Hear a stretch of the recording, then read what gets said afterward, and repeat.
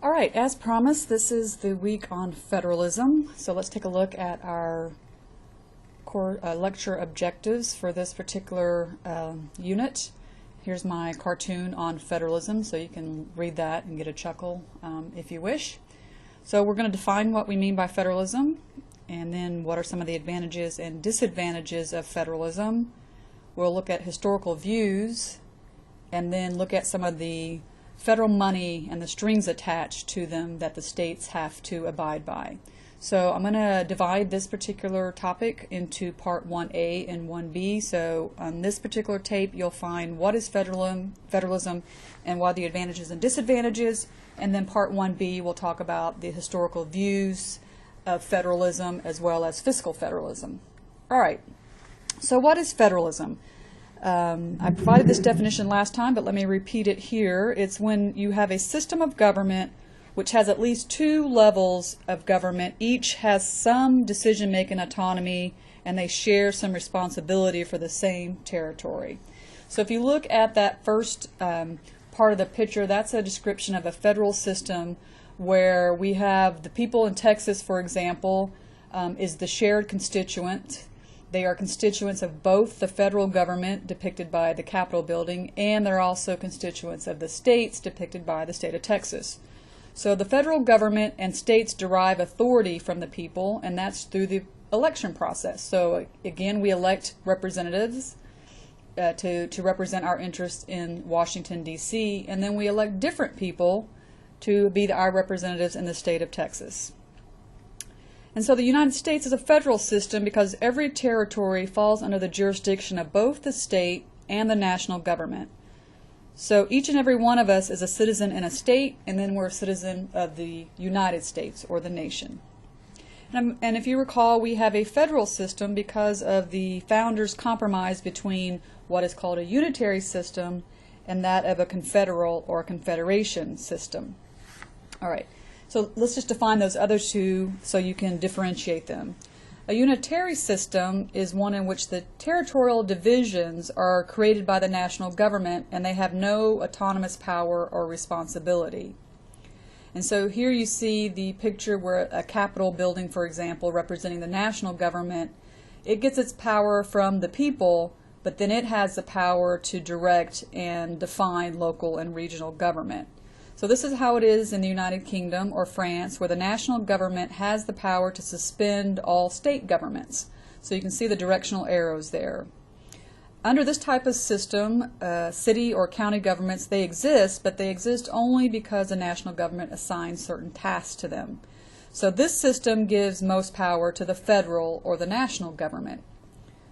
A third type of government is something that the United States experienced under the Articles of Confederation, and it's also what the South experienced during the Confederacy. And so a confederal system is one where the states hold the majority of power and they have the right to pull out of the Union anytime they want. So in this system, there's a very weak national government with strong states.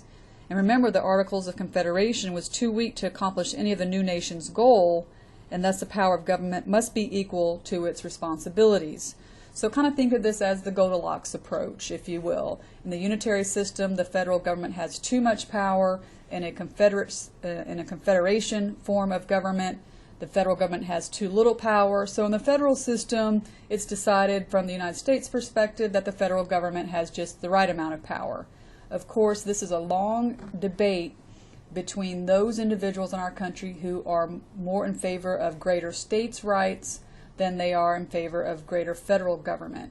So you see this in the division of our political parties. So Republicans in general, of course this is a generalization, tend to be more in favor of states' rights and the power of states to decide on certain issues, whereas Democrats tend to focus more on power given to the federal government rather than the states. All right, so there's the definitions of what is federalism and the federal form of government that we have in the United States. As I mentioned, the unitary system, the national power gives the local and regional governments some power as they see fit. And likewise, in the unitary system, the national or central government can suspend or do away with city and local governments. So the question becomes, in the United States, can state and local governments be suspended? And of course, that answer is no. It's not within the constitutional powers of the federal government to suspend state and local governments. And strong local governments are part of the American heritage, whereas they're not in many other countries. Think about how the founding fathers and the colonies were governed before the Constitution. You had a lot of local communities having lots of autonomy, and this is one of the arguments that the Federalists and the Anti-Federalists fought over, about how much power was central government going to have, because local governments had so much experience with autonomous power. So in the early days of the Republic, Americans identified more closely with their state and local governments. So closely that when Alexis de Tocqueville toured the United States, he made a comment that he was worried that the U.S. may someday get into trouble because every village is sort of a republic accustomed to ruling itself.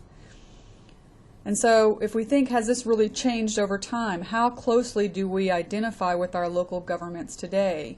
Unfortunately, the local elections have some of the lowest turnouts, but we do pay attention to a lot of local factors in terms of our daily lives. Think of school board races and how much power local school boards have.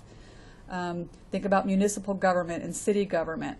These are the types of or levels of government that you generally have more contact with, rather than your contact with the federal government. All right. This is just a graph to show you how government is divided between the different levels in the United States, and this is part of the federal system. So we have one national government, of course, and there's 50 state governments, but all those states have counties, so there's over 3,000 counties in the United States. So all those districts have a form of government. Then you have municipal or city government, over 19,000 different municipals. Then there's groups that are smaller than municipal that are referred to as townships. So there's over 16,000 townships. And then, of course, we have local school districts and then other special districts like the Justice of the Peace. So you can see how government is divided amongst many different levels. We're going to concentrate on the division between the national and state governments. But we do have courses here at Sam Houston that deal with state and local governments as well. All right, let's talk more about this division of power. Remember what the Constitution says about power. Article 6 contains the Supremacy Clause that we talked about last time, which states that the national government, along with the laws of Congress and treaties, is the supreme law of the land. On the other hand, according to the 10th Amendment of the Constitution, all powers not specifically given to the national government and not specifically prohibited to the states are reserved for the states. So here's where we have this division of power between the national government, which is the supreme law of the land, and the state government that has powers that if they haven't been forbidden or prohibited and they're not given to the national government, then states are assumed to have those reserved powers. So we're going to talk more about this division. All right, so let's start with the national government. When we look at the Constitution, there are certain powers that are enumerated. That literally means to be written down, and this is why they're also called expressed. So if you see enumerated, it also means expressed powers. And these are the 17 powers granted to the federal government in Article 1, Section 8 of the Constitution. So here is a table of the congressional powers that are expressed in Article 1, Section 8. So you can see the different clauses there. There are peacetime powers and wartime powers. But the types of things that Congress, the national government, has the power to deal with are things like collect taxes, to borrow money, to coin money, to establish post offices, to create inferior courts. And then if you look over in the war powers, the power to raise and support armies, to provide for a navy. So Article 1, Section 8, Clause 1 through 17, those are expressed powers, and they're supported by the Federal Supremacy Clause, that these powers are supreme to all other powers. There is an additional clause is where we get what are called the implied powers of Congress. And this is found in Article 1, Section 8, Clause 18, the necessary and proper clause. So you can see there it says to make all laws necessary and proper to the execution of any of the other expressed powers. So the implied powers are those granted to the federal government through this interpretation of the necessary and proper clause. You might make a note that the necessary and proper clause is also referred to as the elastic clause because it can expand and to adapt over time. So let's just give one example for now. In Article 1, Section 8, Clause 12, it says the Congress has the authority, the power to provide and maintain a navy. But it says nothing about how they're going to go about doing that. Article 1, Section 8, Clause 18 says it can make all laws necessary and proper to execute any of the other express powers. So the express powers of raising and supporting Army, in order to do that, it's implied that Congress can initiate a draft. So even though there's nothing about the draft in the Constitution, Congress made a law at one point in time. We don't have a mandatory draft now, but let's say during the Vietnam era, they passed a draft and argued that it was a necessary and proper act in order to carry out its express powers to raise and support an army. All right, so you have enumerated and you have implied. Okay. On the other hand, if you look at the state, in order to appease the anti-federalists, the Bill of Rights was quickly enacted after the Constitution was ratified, and it included the 10th Amendment. The 10th Amendment to the Constitution is also called the Reserved Powers Amendment. And the 10th Amendment says that the powers not delegated to the U.S. Constitution, to the United States by the Constitution, nor prohibited by it to the states, are reserved to the states. All right, that's a lot of seeming like double talk, but basically what that means is if the Constitution doesn't give a power to the federal government and it doesn't say anywhere that the states are prohibited from doing something, then the state has the power to act. So for example, there's nothing in the Constitution that talks about the states' rights to have police powers. They have powers to regulate health care, safety, and morals in the state. And so they're allowed to pass laws dealing with health issues such as requiring students to be vaccinated in terms of coming to school. We have a meningitis policy here at Sam Houston where you have to make sure you are inoculated against meningitis in order to live on campus. The states have the right to pass safety codes and laws to deal with the safety of its citizens. So criminal codes, health and safety regulations, those are reserved powers to the state. And then there's a different type of powers called concurrent powers. There's going to be some areas that the states share with the national government, and here's a slide to kind of show you those different types of powers. So on the left side, the national powers, again, those are enumerated and or implied. On the very right, those are things that the state has the power to do. But you notice in the blue, there are certain things that both the state and the federal government do concurrently or at the same time. Both have the ability to tax. The federal government has a federal income tax. Here in the state of Texas, we don't have a federal income tax, but we have property taxes, we have sales taxes. So both the national government and the state governments both have the concurrent power of taxation. They both can borrow money. They both can establish courts. They can spend money for the general welfare. So those are referred to as concurrent powers. There's also going to be powers where the states might have to deal with one another, or situations where the states have to deal with one another. And so this falls into the category of state-to-state obligations.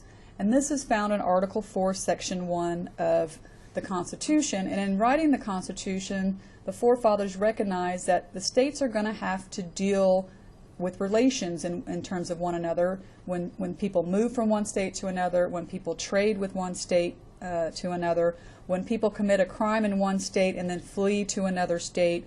What happens if people get married in one state? Are they still going to be married if they move to another state? So this is where the idea is we're going to have national unity because we're going to have certain respect for each state. So there's something called the full faith and credit clause. And this is where states are required to recognize and honor actions and public acts and decisions taken in other states as legal and proper. So if you're married in one state, then you're generally married in another state. However, this can be controversial, and we see this in gay marriage and civil union. So this state-to-state obligation can be conflictual and create controversy when some states don't recognize marriage, for example, gay marriage, that happens in other states. All right, so that's a full faith and credit clause. There's also something called the Privileges and Immunities Clause, and this states that all states must extend to citizens of other states all those privileges and all those immunities that you grant to your own citizens. So this ensures that if you are a Texas citizen and you travel to Oklahoma, that Oklahoma is going to protect your rights. They're going to protect the laws that govern their own citizens, just like they make sure that your rights are governed. So even if you move or travel to another state, you still have the right to engage in certain activity. You're free from discriminatory policies. If you move temporarily to the state of Oklahoma, for example, you're not going to be imposed some other tax that Oklahomans aren't subject to. So in other words, the Privileges and Immunities Clause allows citizens to be treated the same lawfully way in a state different than your own. All right. There are going to be advantages and disadvantages to federalism. So let's just outline some of the advantages first. The first thing is that federalism is not a fixed principle. It's ever evolving. And remember, we talked about the ability for the Constitution to be amended and changed. So the Founding Fathers argued that federalism would protect liberty, particularly through the separation of powers. And so federalism really creates competition amongst these different governmental units. And in Hamilton, Alexander Hamilton wrote in Federalist Number 28 that people could shift their loyalties between the national and state government in order to keep control. And so this is why we tend to see what is called divided government. Just because you vote for a Democrat for a state representative doesn't mean that you're going to vote for a Democrat in Congress. So for example, in New York State, there was a time when both senators were Democrats while the governor was a Republican.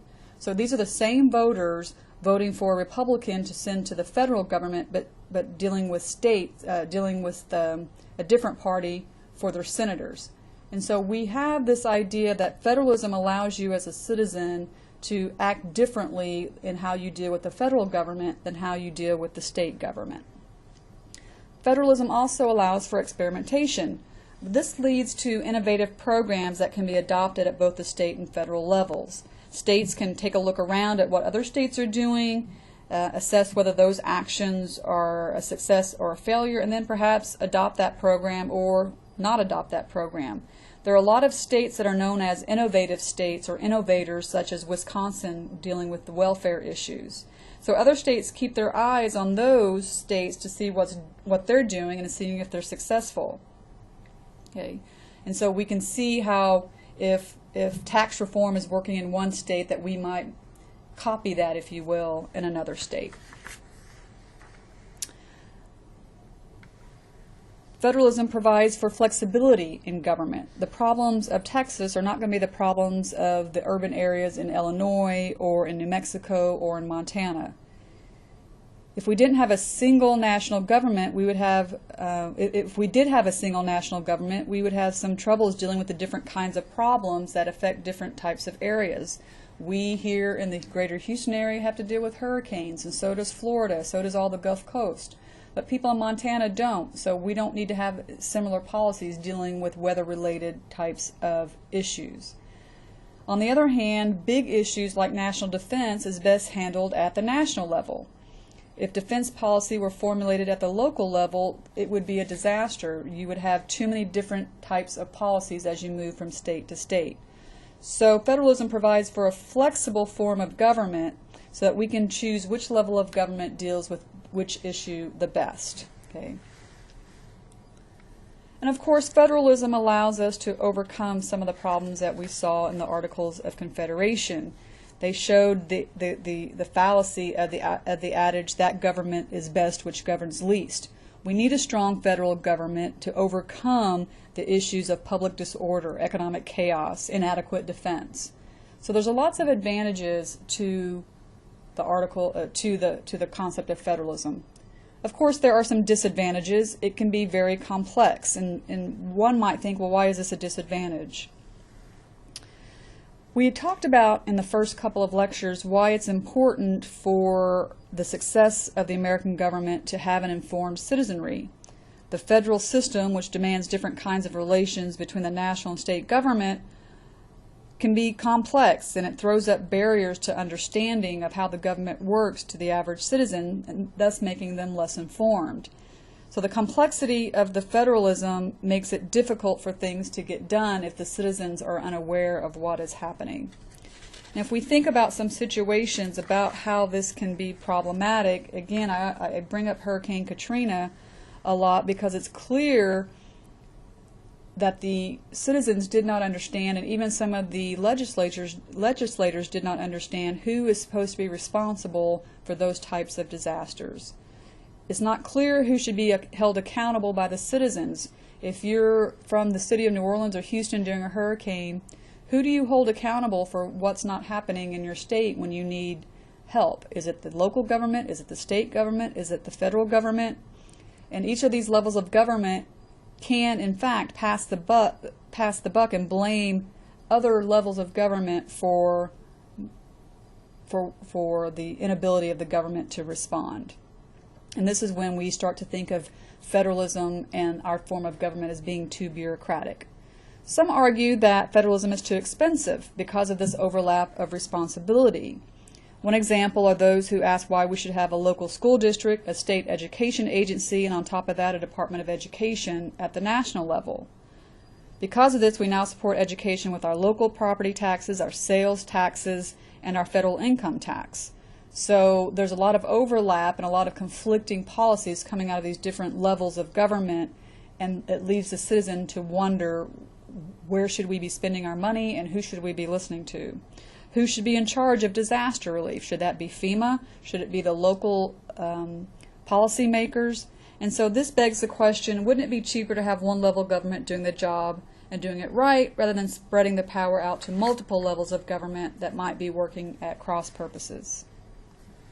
And one of the biggest disadvantages, and this is something that we're going to talk about a lot, that I want you to make sure you highlight at least, the most important disadvantage of federalism is when it comes to thinking about the fact that smaller units, in this case states, have historically been less respectful of individual and minority rights than has the national government. Now let me repeat that. Traditionally, historically, smaller units, that is states, have been less respectful of individual and minority rights than has the national government.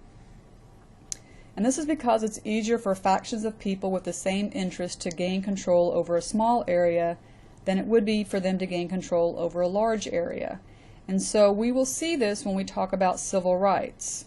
Although federal laws were passed, states refused to carry them out initially. The federal nature of the system created a lot of delays in implementation. So even though the federal government may pass standards and regulations and laws, these smaller units can be disrespectful, and we saw that in the form of Jim Crow laws, for example. And it then took the federal government to step in to overturn some of those state laws. And so this is a key point about why sometimes federalism could be a disadvantage. It's because historically smaller units, that is states and local governments, have been historically less respectful of individual and minority rights than those at the national government. All right, let's take a break there, and then we're going to come back in Part B and talk about how federalism evolved over the course of U.S. history.